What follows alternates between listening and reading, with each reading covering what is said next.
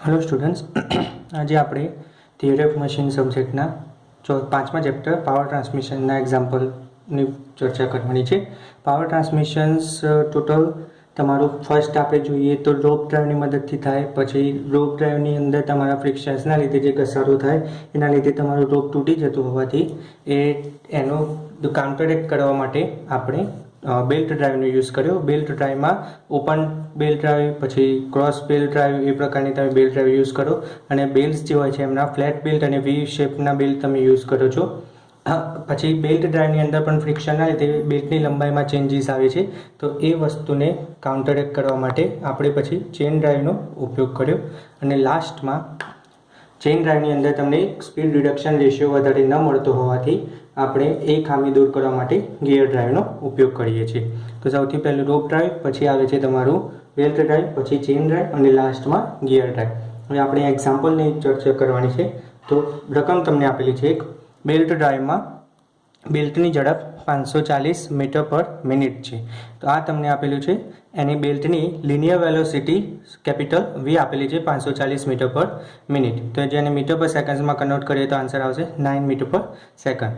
તો આપેલી છે અને મેક્સિમમ ટેન્શન બેલ્ટની અંદર આપેલું છે આપણને 2100 ન્યૂટન, અને જો ટેન્શનનો અસરકારક ગુણોત્તર 2.63 હોય, હવે આપણને ખબર છે બેલ્ટ ડ્રાઈવની અંદર બે પ્રકારના ટેન્શન હોય, એક તમારું ટાઈટ સાઈડનું ટેન્શન અને બીજું ટાઈટ સાઈડનું ટેન્શન, જેને આપણે કેપિટલ T1 કહીએ છીએ।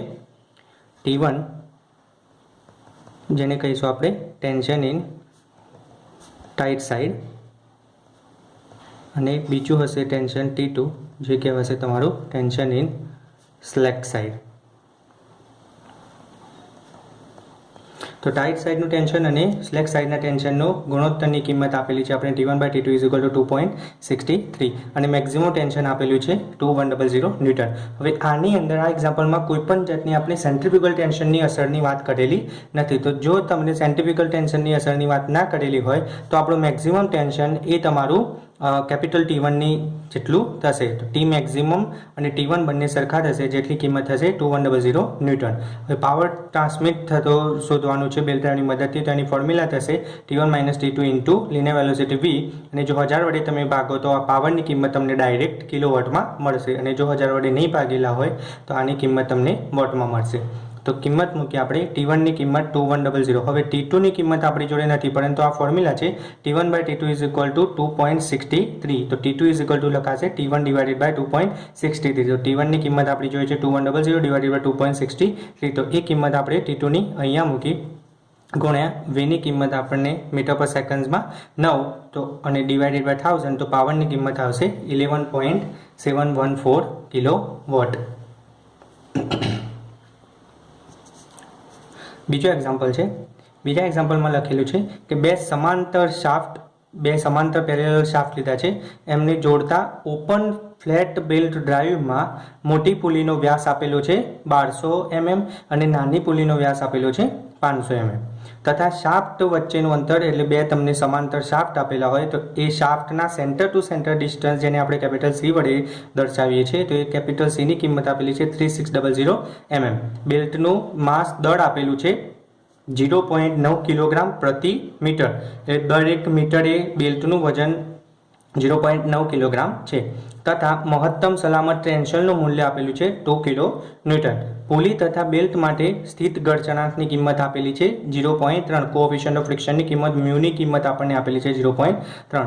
જો મોટી પુલી 200 RPM થી ફરતી હોય તો બંને શાફ્ટમાં લાગતા ટોર્કના મૂલ્યોની આપણે ગણતરી કરવાની છે। ઇન શોર્ટ આપણે ટોર્ક ફાઇન કરવાનો છે, મોટી પુલીનો ટોર્ક અને નાની પુલીનો ટોર્ક।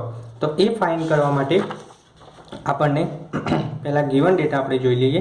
તો નાની પુલીનો વ્યાસ આપણે કેપિટલ D1 લઈશું, આપેલો છે 500 mm। મોટી પુલીનો વ્યાસ આપેલો છે આપણને D2 = 1200 mm। Centre to centre distance, બે શાફ્ટ વચ્ચેનું સેન્ટર ડિસ્ટન્સ આપેલું છે 3600 mm। માસ આપેલું છે બેલ્ટનું 0.9 કિલોગ્રામ પર મીટર। હવે મોટી પુલીના RPM આપણને આપેલા છે 200 RPM। મોટી પુલી માટે આપણે 2 સિમ્બલ્સ યુઝ કર્યો છે, નાની પુલી માટે 1। હવે કોએફિશિયન્ટ ઓફ ફ્રિક્શન આપેલું છે બેલ્ટ અને પુલી વચ્ચેનો, એ છે 0.3। અમને મેક્સિમમ સલામત ટેન્શન આપેલું છે 2000 2000 ન્યૂટન. હવે મોટી પુલીમાં અને નાની પુલીમાં ઉદ્ભવતો ટોર્ક આપણે ફાઇન્ડ કરવાનો છે. તો એની ટોર્કની ફોર્મ્યુલા થશે ફોર્સ ઇન્ટુ પરપેન્ડિક્યુલર ડિસ્ટન્સ, અથવા આપણે બીજી રીતે કહીએ તો ફોર્સ ઇન્ટુ રેડિયસ. અહીંયા જે ફોર્સ લાગે છે એ તમારો ટેન્શનની બાદબાકી હશે અને રેડિયસની જગ્યાએ આપણે ડાયામીટર ડિવાઇડેડ બાય 2, એટલે ઓટોમેટિક આપણને ટોર્કની ફોર્મ્યુલા મળી જશે. તો નાની પુલીની વાત કરીએ તો MT1 T1 - T2 એ ટર્મ તો બંનેમાં સેમ આવશે, ગુણ્યા નાની પુલીનો રેડિયસ થશે તમારી R1 ની જગ્યાએ આપણે લખ્યું ડાયામીટર ડિવાઇડેડ બાય 2, એટલે D1 ડિવાઇડેડ બાય 2. અને સિમિલરલી મોટી પુલી માટે T1 - T2 into D2 divided by 2. હવે આપણે આ એક્ઝામ્પલની અંદર D1 D2 ની કિંમત ઓલરેડી આપણી જોડે છે, તો આપણે ખાલી T1 અને T2 ની કિંમત લાવીને સમીકરણ 1 અને 2 માં મૂકી દઈશું એટલે આપણે આન્સર મળી જશે. તો સૌ પ્રથમ T1 અને T2 ની કિંમત લાવવા માટે આપણે બે ફોર્મ્યુલાનો ઉપયોગ કરીએ છીએ. એક ફોર્મ્યુલા છે T1/T2 = e⁻μθ. ટેન્શનનો રેશિયાનો ગુણોત્તર એ તમારા e⁻μθ બરાબર હોય છે. અને બીજી જે ફોર્મ્યુલા છે એમાં સેન્ટ્રીફ્યુગલ ટેન્શનનો ઉપયોગ કરીએ છીએ. તો સૌથી પહેલાં આપણે એંગલ ઓફ કોન્ટેક્ટ થીટાની કિંમત ફાઇન્ડ કરવી પડશે. હવે એ થીટા શોધવા માટે ઓપન બેલ્ટ ડ્રાઈવ માટે આપણે આ થિયરી ઓલરેડી ભણી ગયા છે. ઓપન બેલ્ટ ડ્રાઈવ માટે થીટાની કિંમત થશે 180 ડિગ્રી -2 આલ્ફા. હવે સાઇન આલ્ફા બરાબર લખાશે D2 - D1 divided by 2 into CC, એટલે તમારું સેન્ટર ડિસ્ટન્સ. તો આ ફોર્મ્યુલા મૂકો તો આલ્ફાની કિંમત આવશે તમારી 5.58 ડિગ્રી. તો હવે થીટા આના પરથી મળશે 180 - 2 ટાઈમ્સ આલ્ફા થીટાની કિંમત આવશે 168.84 ડિગ્રી. એટલે એંગલ ઓફ કોન્ટેક્ટ અથવા આર્ક ઓફ કોન્ટેક્ટ તમારો આવે છે 168.84 ડિગ્રી. આની આપણે આગળ જરૂર પડશે. હવે સેન્ટ્રીફ્યુગલ ટેન્શનની ફોર્મ્યુલા છે TC = mv². તો Vની કિંમત આપણે લાવવી પડશે. તો Vની કિંમત નાની પુલી માટે મોટી પુલી માટે આપણે જો લઈએ, કારણ કે આપણને RPM મોટી પુલીના આપેલા છે, તો મોટી પુલી માટે લઈએ તો πd2n2 divided by 60, πdn divided by 60. તો એની એ થશે પાઈ ગુણ્યા D2 ડાયામીટર આપેલું છે 1.2, હવે મીટરમાં લીધેલું છે આપણને 1200 mm આપેલું છે, એટલે તો 1.2 મીટર ઇન્ટુ RPM આપેલા છે 200/60. તો આ કિંમત આવશે 12.57 મીટર પર સેકન્ડ. હવે સેન્ટ્રીફ્યુગલ ટેન્શન તમારું TC = mv² અનુસાર તો mની કિંમત આપેલી છે 0.9 અને Vની કિંમત આપણે લાવ્યા 12.57, તો 12.57નો સ્ક્વેર. તો આ આન્સર આવશે 142.12 ન્યૂટન. એટલે હવે આપણી જોડે થીટા આવી ગયો અને સેન્ટ્રીફ્યુગલ ટેન્શનની કિંમત આવી ગઈ. હવે સેન્ટ્રીફ્યુગલ ટેન્શન જે છે તો મેક્સિમમ ટેન્શન તમારું સલામત ટેન્શન કેટલું હોય, તો ટાઈટ સાઈડનું ટેન્શન અને એની અંદર સેન્ટ્રીફ્યુગલ ટેન્શન તમે એડ કરો એ એટલું તમારું મેક્સિમમ સલામત ટેન્શન હશે. તો T મેક્સિમમની કિંમત 2000, T1 આપણે શોધવાનો છે, TCની કિંમત સેન્ટ્રીફ્યુગલ ટેન્શનની કિંમત આપણે લાયા 142.12, તો આના પરથી T1 આપણને મળશે 1857.88 ન્યૂટન. હવે T1/T2 = e⁻μθ સૂત્રનો ઉપયોગ કરીશું આપણે. તો e⁻μની કિંમત સ્થિત ઘર્ષણાંકની કિંમત 0.3 આપેલી છે, થીટાની કિંમત આપણે લાયા 168.84 ડિગ્રી, પણ આપણે આની અંદર મૂકવી પડશે રેડિયનની અંદર. તો આ થશે 168.84 ગુણ્યા પાઈ ડિવાઇડેડ બાય 180. તો આ કિંમત આટલાની કિંમત થશે તમારે 2.42. ઇન શોર્ટ T1/T2 ની કિંમત આવે છે, T1/T2 ની કિંમત આવી 2.42. તો આના ઉપરથી તમે T2 ની કિંમત ફાઇન્ડ કરી શકશો. તો T2 બરાબર લખાશે T1 ડિવાઇડેડ બાય 2.42. તો આ થશે 1857.88 ડિવાઇડેડ બાય 2.42. તો આની કિંમત આવશે 767.5 ન્યૂટન. અને આમ પણ તમે જોઈ શકો છો ટાઈટ સાઈડના ટેન્શનની કિંમત વધારે જ હશે સ્લેક સાઈડના ટેન્શન કરતાં. T1 is always greater than T2. તો હવે T1 T2 ની કિંમત આવી ગઈ, તો આપણે સમીકરણ 1 અને સમીકરણ 2 ની અંદર કિંમતો મૂકશું.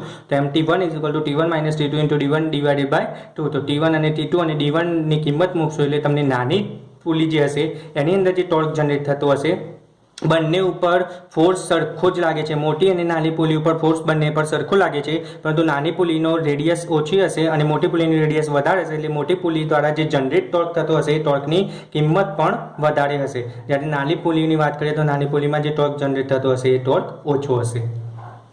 સિમિલરલી તમે મોટી પુલી માટે MT2 = T1 - T2 × D2 divided by 2 થી તમે ફોર્મ્યુલાથી ફાઇન્ડ કરી શકો છો.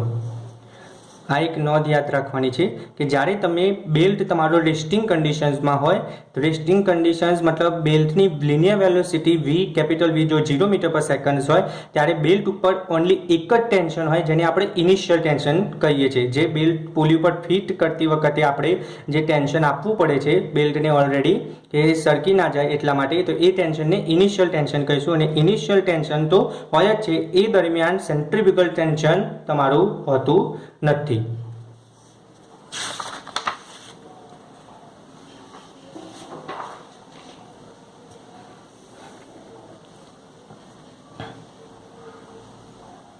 ઓકે,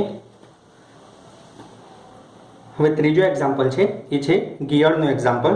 તો તમને બે સમાંતર શાફ્ટ આપેલા છે જે પરસ્પર તમારા સ્પર ગિયર દ્વારા જોઈન્ટ કરેલા છે. તો એક તમને આ શાફ્ટ આપેલો છે અને બીજો શાફ્ટ આપેલો છે આ, અને બંને તમારા સ્પર ગિયર દ્વારા જોઈન્ટ કરેલા છે. તો માની લો કે આ તમારું ગિયર બી છે અને આ તમારું ગિયર એ છે, તમે કોઈ પણ લઈ શકો છો. પછી આને મેં ડ્રાઇવિંગ ગિયર તરીકે કન્સિડર કરેલું છે. ઇન શોર્ટ આ તમારું રોટેટ થાય છે અને આ તમારું ડ્રીવન ગિયર છે, તો આ આના લીધે રોટેટ થશે. હવે તમે જોઈ શકો છો આ ગિયરની સાઇઝ નાની છે, સાઇઝ નાની મતલબ એના નંબર ઓફ ટીથ પણ આ ગિયર કરતાં ઓછા હશે. તેથી આ ગિયરની જો સ્પીડ વધારે હોય તો આ ગિયરની સ્પીડ ઓછી થશે. ઇન શોર્ટ અહીંયા યુનિટ સ્પીડ રિડક્શન થશે. આ જે વર્ડ યુઝ કર્યો છે કે યુનિટ સ્પીડ રિડક્શનનો મતલબ એવો થાય કે તમારી ગિયરની સ્પીડ ડિક્રીઝ થશે. હવે ડિક્રીઝ ક્યારે થાય કે જ્યારે તમે ડ્રાઇવિંગ ગિયરના નંબર ઓફ ટીથ અથવા એની સાઇઝ એ તમે ડ્રીવન ગિયર કરતાં નાની લીધી હોય તો.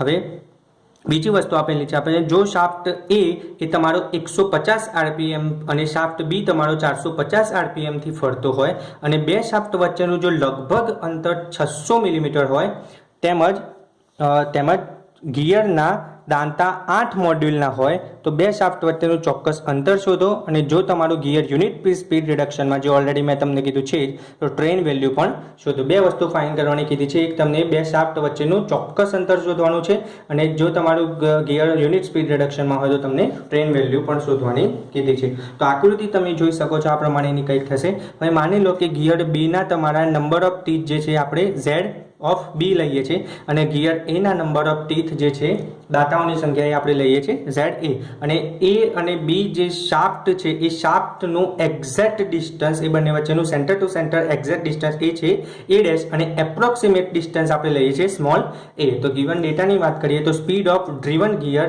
આ તમારું ડ્રીવન ગિયર છે તો ડ્રીવન ગિયરની સ્પીડ આપણને આપેલી છે 150 આરપીએમ. ડ્રાઇવિંગ ગિયરની સ્પીડ આપેલી છે આપણને 450 આરપીએમ. મોડ્યુલ કોને કહેવાય તો ગિયરની અંદર મોડ્યુલ એ ઇમ્પોર્ટન્ટ પેરામીટર છે. મોડ્યુલની ફોર્મ્યુલા થશે ડાયામીટર ઓફ ગિયર ભાગ્યા number of teeth on that gear. એટલે તમે એ ગિયરનો ડાયામીટર અને એના નંબર ઓફ ટીથનો રેશિયો લો તો આપણા કેસમાં D/Z નો રેશિયો આને આપણે કહીશું મોડ્યુલ. હવે મોડ્યુલની કિંમત આપેલી છે 8 mm. તો આપણે આપણા કેસમાં લખવું હોય તો આ લખાશે DA/ZA is equal two DB/ZB. આની કિંમત તમને આપેલી છે, આ ગુણોત્તરની કિંમત આપેલી છે આપણને 8 અને એપ્રોક્સિમેટ ડિસ્ટન્સ આપેલું છે આપણને small a is equal two 600 mm ને આપણે ખરેખર સેન્ટર ડિસ્ટન્સ a ડેશ આપણે ફાઇન કરવાનું છે.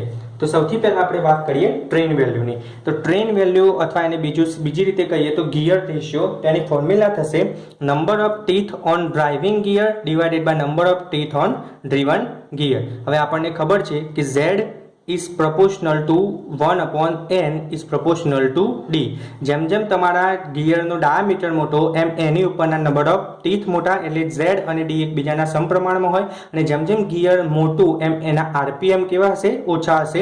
ઇનશોર્ટ એ બંને વ્યસ્ત પ્રમાણમાં હશે. In short Z1/Z2 is equal to N2/N1 થશે અને Z1/Z2 is equal to D1/D2 થશે. તો train value number of teeth on driving gear divided by number of teeth on driven gear, તો આપણું ડ્રાઇવિંગ ગિયર છે B, તો ZB/ZA.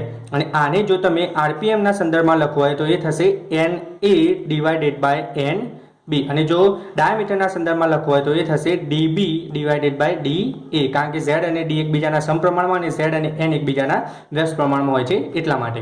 તો આપણે એની અપન એનબીનો ઉપયોગ કરવો છે. તો એનની કિંમત છે આપણી જોડે 150 અને એનબીની કિંમત છે આપણી જોડે 450. તો આ રેશિયો આવશે તમારો 1/3. ઇન શોર્ટ તમારો ગિયર રેશિયો 1/3 આવ્યો. આનો મતલબ એવો થાય કે તમે જો તમારો ગિયર બી એ 900 RPM થી ફરતો હોય તો એ ગિયર તમારો 300 RPM થી ફરશે. ઇન શોર્ટ ત્રીજા ભાગની તમારી સ્પીડ રિડક્શન કરી નાખશે. હવે આ એક આન્સર આપણી જોડે આવી ગયો. હવે બીજું આપણે ફાઇન કરવાનું કીધું છે અને ટ્રેન વેલ્યુ પણ ચોક્કસ ડિસ્ટન્સ શોધવાનું કીધું છે. તો એના માટે હવે તમે જોઈ શકો છો આ ફોર્મ્યુલાથી ચોક્કસ ડિસ્ટન્સ મારે ફાઇન કરવું હોય તો આ થશે તમારા ગિયર બીની radius, in short R B, અને આટલી થશે તમારા ગિયર એની રેડિયસ. તો હું RA પ્લસ RB ફોર્મ્યુલાનો ઉપયોગ કરું, RA પ્લસ RB ગિયર બીની રેડિયસ ફાઇન કરી દઉં અને ગિયર એની રેડિયસ ફાઇન કરું, બંનેનો સરવાળો કરી નાખી તો પછી મને A' ની કિંમત મળી જશે. તો એના માટે centre distance A is equal two થશે ગિયર B ની radius RB plus gear A ની રેડિયસ RA. તો RB ની જગ્યાએ લખાશે DB ડિવાઇડેડ બાય 2 અને RA ની જગ્યાએ લખી શકીશું DA ડિવાઇડેડ બાય 2. હવે 1/2 કોમન તો DB પ્લસ DA. હવે મેં તમને કીધું એ પ્રમાણે કે મોડ્યુલ બરાબર લખાશે ડાયામીટર ડિવાઇડેડ બાય ટી. તો ડાયામીટર બરાબર લખાય module into number of T. તો D is equal two M into Z. તો અહીંયા લખાશે M into ZB plus M into ZA. M common તો આ ફોર્મ્યુલા તમારી બુકમાં સીધી આપેલી છે એ છે A is equal two M/2 ZB plus ZA. આ કઈ રીતે આવી મેં તમને સમજાવી દીધું. હવે એની કિંમત આપણે એપ્રોક્સિમેટ ડિસ્ટન્સ આપણને આપેલું છે 600. તો 600 ઇઝ ઇક્વલ ટુ મોડ્યુલની કિંમત આપેલી છે 8, તો 8/2. ZB ની જગ્યાએ ZA ની જગ્યાએ હું 3 ટાઈમ્સ ZB લખી શકું. કેમ? કારણ કે ZB by ZA is equal to train value આપણી જોઈએ છે 1/3. તો એના ઉપરથી હું ZA ની જગ્યાએ મૂકું છું 3 ટાઈમ્સ ZB અને ZB તો એમના એમ જ. તો આના ઉપરથી મને ZB ની કિંમત મળશે, in short number of teeth on gear B એ મળશે 37.5. હવે જો તમે સેન્ટર ડિસ્ટન્સ 600 લેશો તો તમારે બીના ગિયરના ટીથ રાખવા પડશે 37.5, પણ જે રિયલ લાઈફ સિચ્યુએશનની અંદર પોસિબલ નથી. તો એના માટે આપણે એના નજીકની એપ્રોક્સિમેટ વેલ્યુ લઈ લેશું 38 અથવા 39 અથવા 40.